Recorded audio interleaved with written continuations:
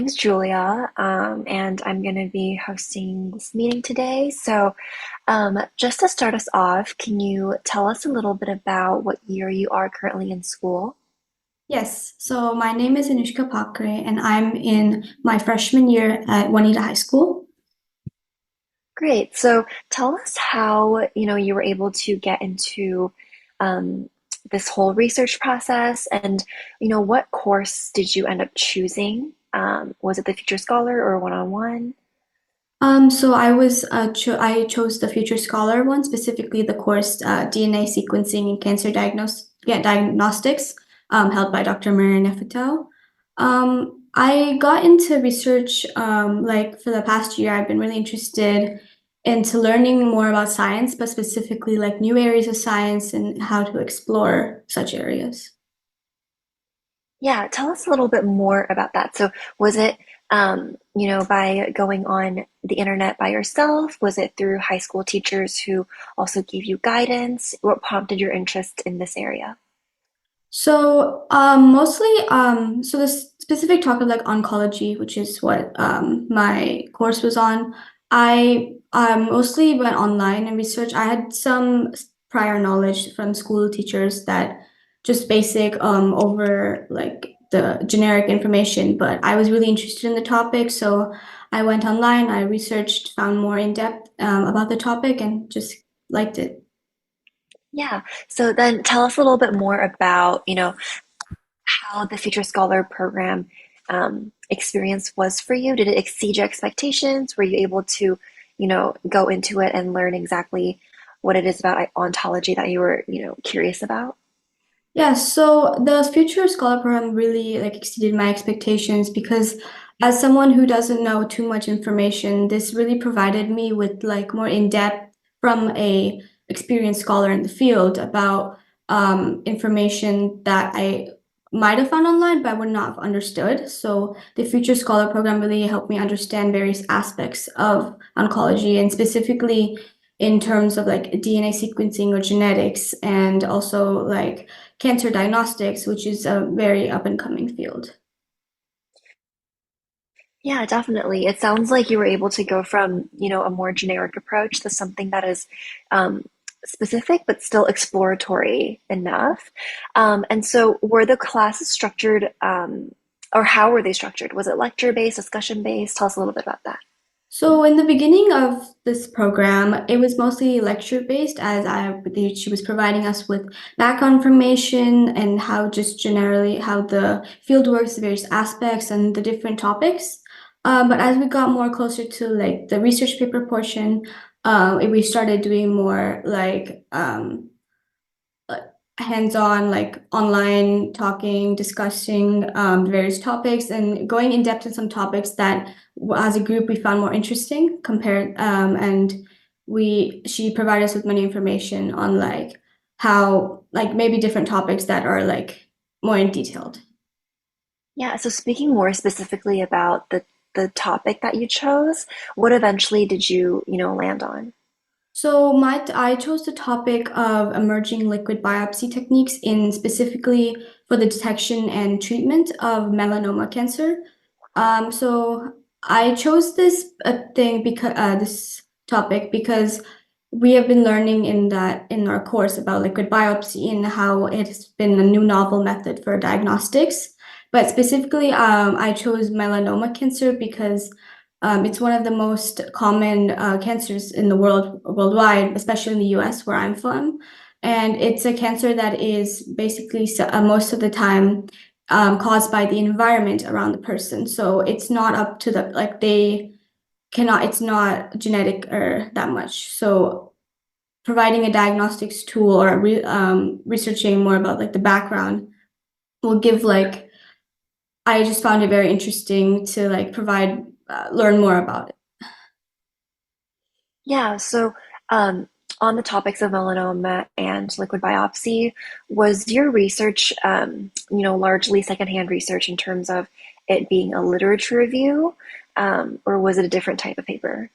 Yeah, so my paper was a systematic review, so it was mostly secondhand research. I in my paper. I've compiled 30 different papers from various resources and publications. So yes, it was mostly secondhand research that provided me more like a recent in the last 5 years input of how my topic has been progressing. So when you talk about 30 different types of papers, right, that's a large number. So tell us a little bit about how you were even able to, number one, find these papers, and also number two, were you taught by the professor or TAs how to go through the paper, and how much time did it take you? So my professor, she actually recommended different publication resources such as PubMed, ResearchGate, places where publications and papers are easily accessible. And she also taught us how to like comb through a paper, how to look for specific details that show this is a good paper and this is recent and the knowledge is up to date. Um, and this 30 papers, actually, yes, it did take a while to combine and go through a lot of databases, a lot of keywords. Like she taught us also how to search for certain keywords for specific papers. So yes, it took a lot of time, but in the end, it was definitely worth the effort as I was able to like um, compile all those papers together and inform a result. Yeah, and was this a process that you were familiar with before you joined CCIR, or was this something that, sort of under the guidance of the TA and the professor, you were able to develop and hone?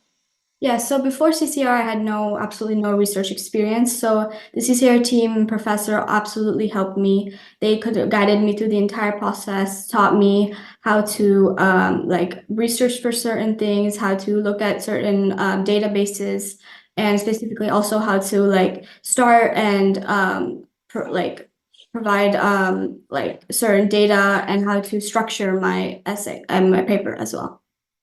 Yeah, um, that's actually so cool because it feels like you weren't, just given technical knowledge in your field of area of interest, but also you were almost learning how to learn and gaining more broader skills to become an academic, a researcher, or whatever it is that you want to pursue in the future. Which actually brings me to my next question: what is it that you want to pursue in the future? And do you think that this experience has contributed to that decision? Yes, so this experience definitely has solidified my decision of going into research after my high school and into my college years. I'm really interested now as going through this course on the diagnostics of cancer and how genetics plays a role into that. So this course definitely like broadened my horizons and experience gave me exposure to many new ideas and like information that I may not have like been access to. So yeah, this program it was very helpful for my next couple of years life plan. That's so exciting. It sounds like we have an up and coming oncology researcher. Um, and so, with that being said, overall, it sounds like it was a very positive experience for you. Was there anything that, you wish you would have known before you, sign up for the program or started the program, now that you're, pretty much in the latter stages? Yes, and I think before I signed up for the program, and not like I wish now I that I know now, I think I would like having doing a lot of work is required outside of the actual classes, especially towards when you do the research paper. And I wish that I'd known before that I could still talk to my professor and the CCR academics team on even after the course ends, that I can still be in contact with them. They can provide me with resources, help, feedback, etc. And I really like now that I've sent my paper to the CCIR RI team, that I still have access to all the resources that you provided us. Yeah, definitely. And I think that's something that actually is so good for not only current students to hear, but also prospective students to hear, is that the course isn't just confined to the 14 weeks experience, right? Like you really have that 2 to 3 months or however long after the 14-week mark to refine your paper even more, or even looking, like if you want to showcase your paper, right, in some way.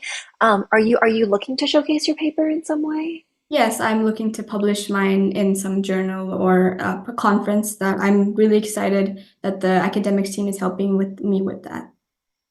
Yeah, definitely. So that is such a good tip. So just for students to really maximize, um, and I would say this maximization applies to during the program as well, right? Because in addition to class time, you also have access to the academics team, but then you also have those 30 minutes of office hours that you can request if needed. So tons of support.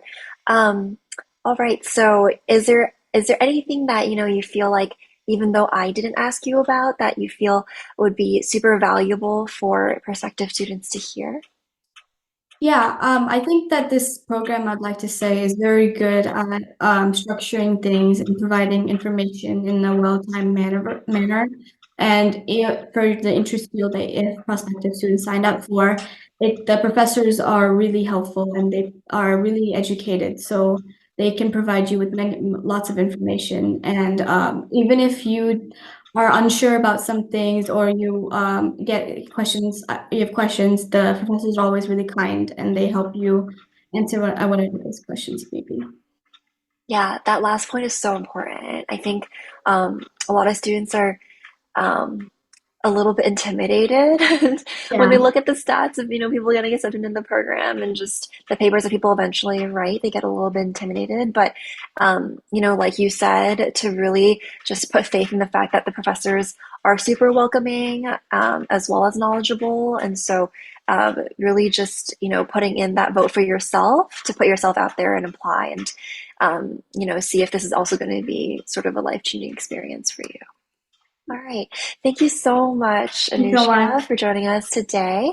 Do you have any remaining questions or comments?